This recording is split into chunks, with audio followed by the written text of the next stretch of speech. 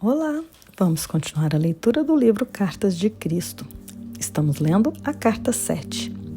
A psique acaba por renunciar aos impulsos da consciência egocêntrica em favor da realidade divina e por suplicar que seja capaz de renunciar ao ego através da morte de sua personalidade.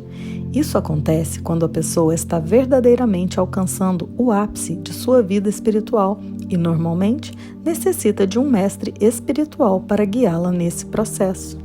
Essa morte da personalidade nunca deve ser empreendida como um meio para alcançar maior intuição espiritual. Isso é altamente perigoso e não o fará alcançar uma vida espiritual ou terrena de maior sucesso.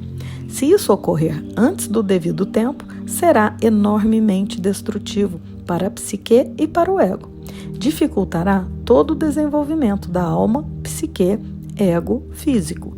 Ninguém deveria manter tal pensamento com a finalidade de estar mais avançado na percepção espiritual e na verdade.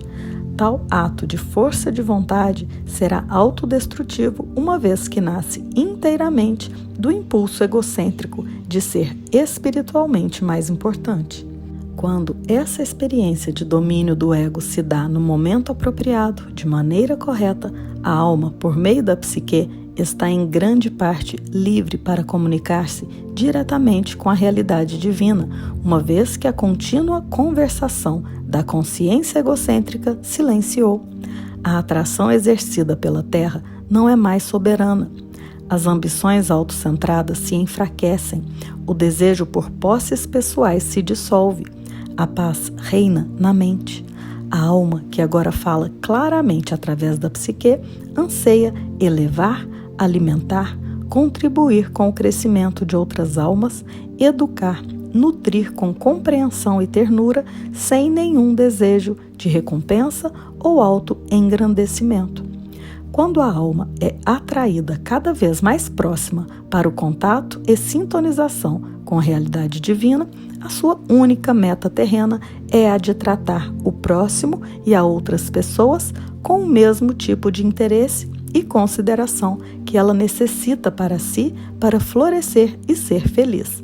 Dar torna-se tão fácil quanto respirar e no final torna-se um privilégio trabalhar pelos outros e com os outros para a promoção de seu mais elevado bem. Isso é o amor divino em ação. No entanto, não há nenhum sentimentalismo na realidade divina. A intenção por trás da individualização foi a de permitir que a realidade divina em si experimentasse a sua própria natureza de criatividade, alegria e realização pessoal. Por essa razão, quando eu estava na Terra, tracei claramente os limites entre dar e receber, dizendo: faça aos outros aquilo que deseja que façam a você. Essa afirmação foi um alerta amoroso, significando que se colhe o que se semeia. Isso também é uma orientação para o comportamento. Se você fizer para os outros o que gostaria que fizessem para você, então pode estar seguro de que você está agindo unicamente do ponto de vista do amor. Se outras pessoas não querem o que você gostaria que fizessem para você, então trabalhe por tentativa e erro. Dê um passo positivo em frente, cumprindo um ato de amor verdadeiro, e se isso for rejeitado, você ganhou a oportunidade de descobrir o que seria mais bem apreciado no futuro. Dessa maneira, você cresce no ato de amar. Eu também disse: ame o seu próximo como você ama a si mesmo. Isso significa que você deve ter a mesma consideração com o conforto do outro como a que tem com o seu próprio. Isso também significa que qualquer coisa que você deseje para outras pessoas, você ficaria feliz que elas desejassem para você. Isso significa que você deve pensar sobre as outras pessoas aquilo que você ficaria feliz que elas pensassem sobre você. Isso significa que a sua consciência inteira deve dirigir-se para o cuidado e para a preocupação com os outros, não importando o que eles façam para prejudicá-lo. Todos os seres humanos estão vivendo em uma selva de desejos, metas, fragilidades, decepções, raiva e frustração. Dessa consciência devastada pela guerra, chegam muitas respostas e ações débeis e mal avaliadas. Por isso, contemple a fragilidade, perdoe a indelicadeza e deixe-a voltar para o nada de onde ela saiu. A única verdade e realidade de sua vida é a consciência divina, inteligência, amor.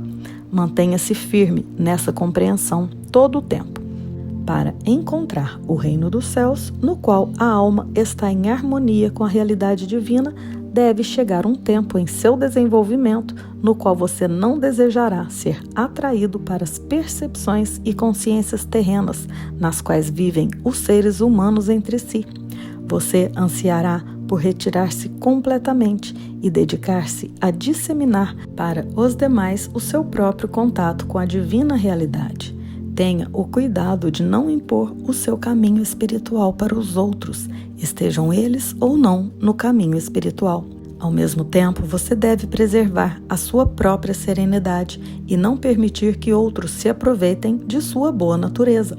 Você deve claramente marcar seus limites entre o que é certo e errado, evitar que o egoísmo dos outros invada a sua intimidade, o que provavelmente destruiria a sua paz de espírito. Para garantir isso, não há necessidade de que sua consciência egocêntrica assuma o domínio novamente. Você pode proteger a sua intimidade pacificamente. Você recebeu a inteligência para alcançar esse propósito necessário com o mais alto grau de amor. Lembre que o edifício espiritual de vibrações de consciência que foi construído a partir de seu contato com a realidade divina e de seu modo diário de pensar, sentir e viver é sacrossanto. Tome cuidado para não ser preso novamente nas vibrações inferiores de pensamentos e reações dos outros. O seu propósito mais elevado na Terra sempre é o de promover o bem espiritual e terreno mais elevado para cada entidade viva, humana ou menor.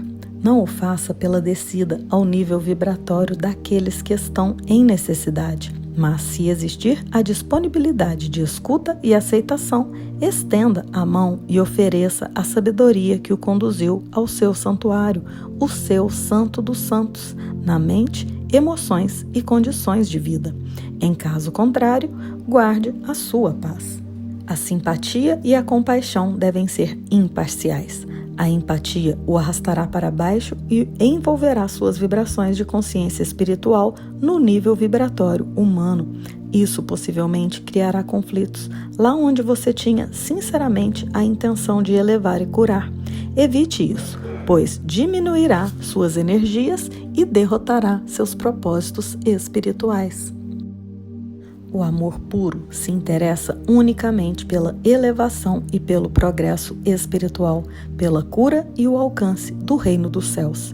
O amor divino é um sentimento de compaixão calorosa, carregado principalmente com o anseio de capacitar o amado a crescer, criar, ser nutrido e nutrir, ser curado e curar, ser educado e educar, ser protegido e proteger, satisfazer suas necessidades e poder satisfazer a necessidade de outros, tudo em um sistema claro de lei e ordem. Isso é amor divino, lei em ação. Quando o seu propósito mais elevado torna-se o propósito divino em ação, o ego, o núcleo de sua individualidade, é então controlado pela sua alma. O impulso do ego torna-se o verdadeiro defensor e protetor de seu conforto pessoal, porém agora trabalha inteiramente em harmonia com as diretrizes de sua alma, a qual extrai sua natureza da realidade divina.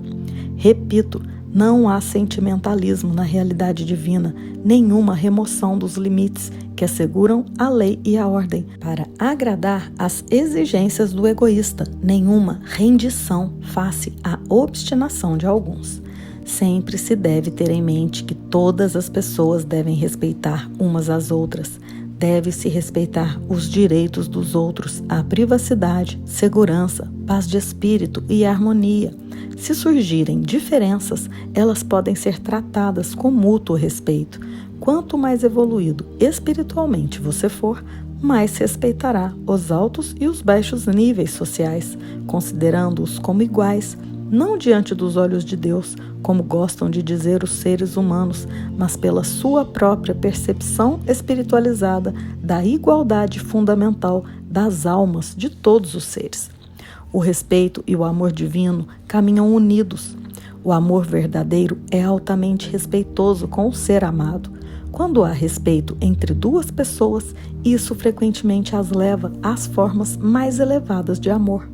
Se você tiver achado esta carta difícil de aceitar, lembre que a mente humana é limitada em sua compreensão das dimensões que estão além do plano terreno.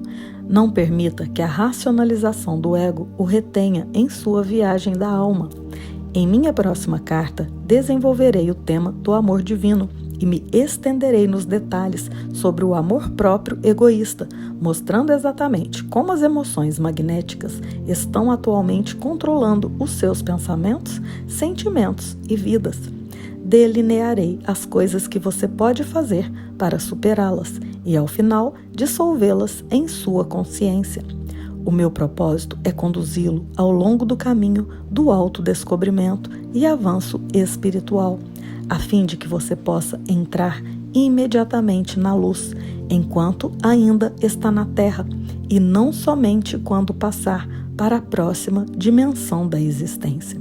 Neste momento, você está vivendo uma escura e carregada existência, em lugar de viver conscientemente na consciência divina, adentrando nela e permitindo que ela permeie e alegre o seu pensar e suas experiências na vida. Saiba que minha consciência crística está sempre com você e que você pode ter acesso imediato a mim quando me chamar.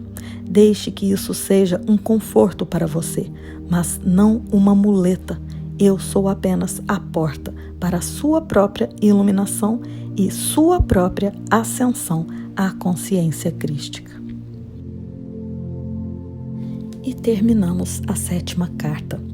Vamos aqui colocar em meditação quando o nosso propósito mais elevado torna-se o propósito divino em ação, o ego passa a ser controlado pela nossa alma. E quando isso acontece, nós somos sempre guiados pelo nosso próprio espírito, pela mesma mente que estava em Cristo Jesus. E assim não dependemos mais de muletas externas. Sabemos que o reino de Deus está dentro de nós e cabe a nós mesmos acessarmos esse espaço sagrado. E logo estaremos juntos para começarmos a leitura da carta 8.